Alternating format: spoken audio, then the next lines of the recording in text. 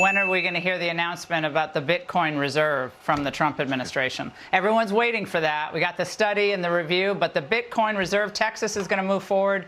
It looks like with legislation Dan Patrick announced today. That's a big priority for them in Texas. But how about the Trump administration? Here are all U.S. states with a Bitcoin Strategic Reserve bill under consideration, meaning these states are moving forward on a state level, at least voting on it, to buy Bitcoin and put it in their state treasury. Whoops, actually, there's two missing. Breaking news, the news today, there are now 15 states, with Illinois added just yesterday, and breaking, South Dakota added today. This train is only going in one direction, at least on a state level. Crypto czar David Sachs gives us an update on the national level. I also have big XRP news, watch today's whole video. But as America drives Bitcoin and crypto adoption on a national stage, the European Central Bank President, Christine Lagarde, says Bitcoin will not be included in any EU central bank reserves. This matter that you referred to, and whether reserves of central bank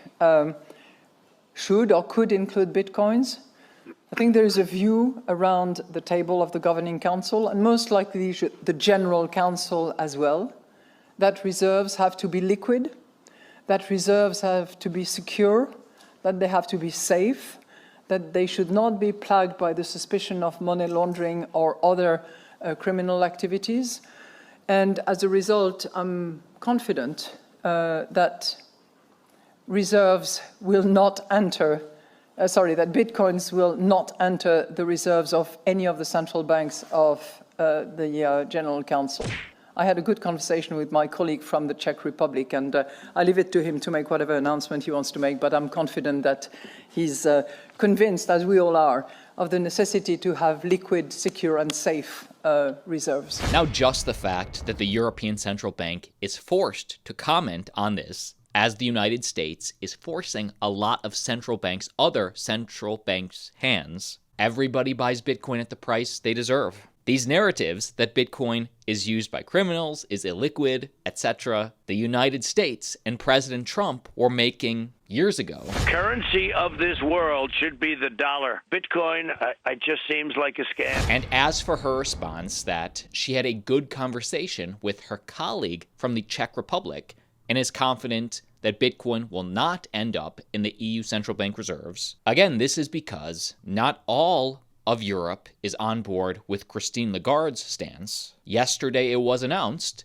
that the Czech Republic Central Bank approves a proposal to consider investing in Bitcoin as a reserve asset. Now, it still has to pass, but the bill is out there. 3 months ago, you may remember this, the Czech Republic eliminated capital gains tax on Bitcoin held over 3 years, meaning no taxes if you actually hold. This was a few months ago. Now it's up for debate on if it'll be in their reserves. Bitcoins will not enter. Politicians change, Bitcoin stays. I loved this perspective from CZ, meaning Bitcoin will be here long after Christine Lagarde is not in charge of the central bank anymore. Chat, click subscribe to Altcoin Daily if you want an edge investing in crypto, because just based on the data, Bitcoin is closely following the 2017 cycle. This chart showing Bitcoin's performance since cycle lows. Just like we have meme coins today, many people were saying that cycle was oversaturated as well, because that's when the ICO bubble happened with Ethereum. History seems to rhyme. And really, if nothing else,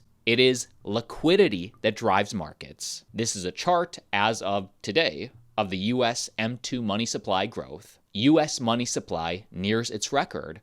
The M2 money supply jumped to 21.5 trillion, the highest since August of 2022. M2 has risen by 870 billion since October of 2023, meaning this explains part of the gains we've seen in crypto since 2023. But the news today is this: the money supply is now sitting about $190 billion below an all-time high. Again, the trend is typically your friend. Liquidity drives markets, including crypto, and that's often rocket fuel for Bitcoin. And let's talk about XRP, because Grayscale just filed for a spot XRP ETF with the New York Stock Exchange, meaning if/when approved, these issuers will have to start accumulating XRP. Is there any traders out there? This is the XRP chart since 2017. It's only taken 7 years for XRP to break out of its triangle and gain regulatory clarity. So I'm not swaying away from impulse targets here.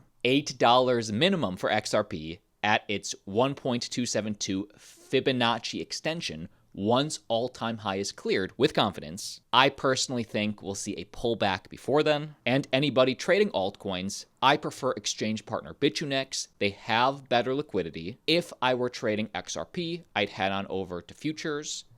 I'd head on over, pick the ticker.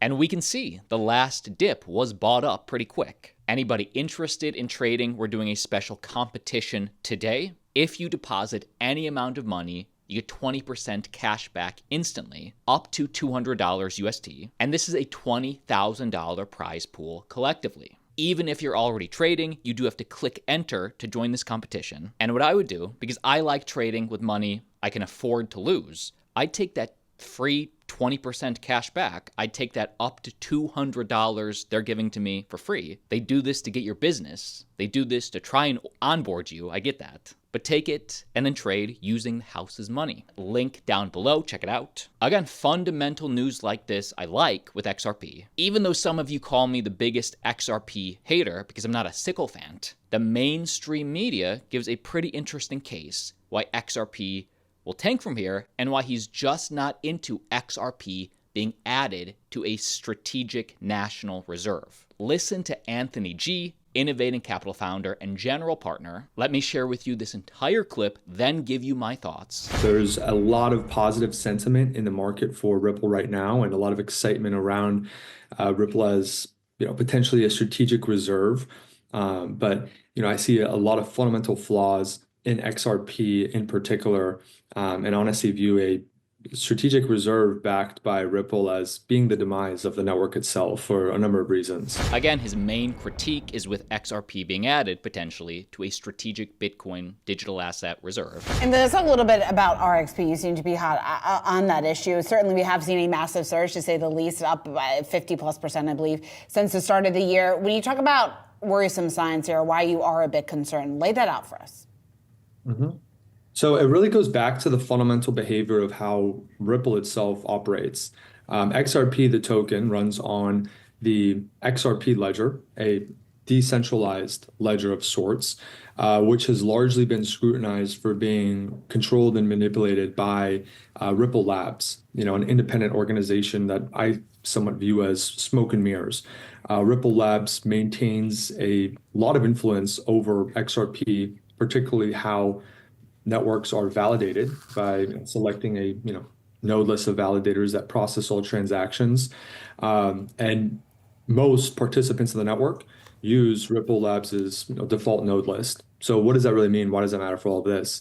I actually view this kind of weakness and fail point in the centralized aspects of Ripple as really being why the government would even consider it to be a key candidate for reserve, because they could actually purvey mass regulatory overreach and influence to ensure that any transactions that occur on the Ripple network itself comply with all U.S. regulations, comply with all nation-state laws. They may ban particular transactions from particular institutions or nodes domiciled in particular geographical regions. And that fragmentation of trust will really lead and ultimately result in a large breakdown of the network itself, potential forks, loss of network value. So again, I would love your take down below. Essentially what he's saying is the United States, if they might like adding XRP to the strategic reserve, because so many of the nodes are being run, the Ripple nodes, the XRP nodes are being run by the Ripple approved node list. He's speculating that it's sort of a small club. They're all friends and thus can better control the network. And it's true, Bitcoin is much more decentralized. That's just a fact. Bitcoin compared to any altcoin is more decentralized. It's all spectrum. I loved this visual of Bitcoin ownership distribution. Here's how many more Bitcoins have yet to be mined. This is owned by individuals. This is owned by Satoshi. These are the amount estimated to be lost. And this is owned by the ETFs. no central authority.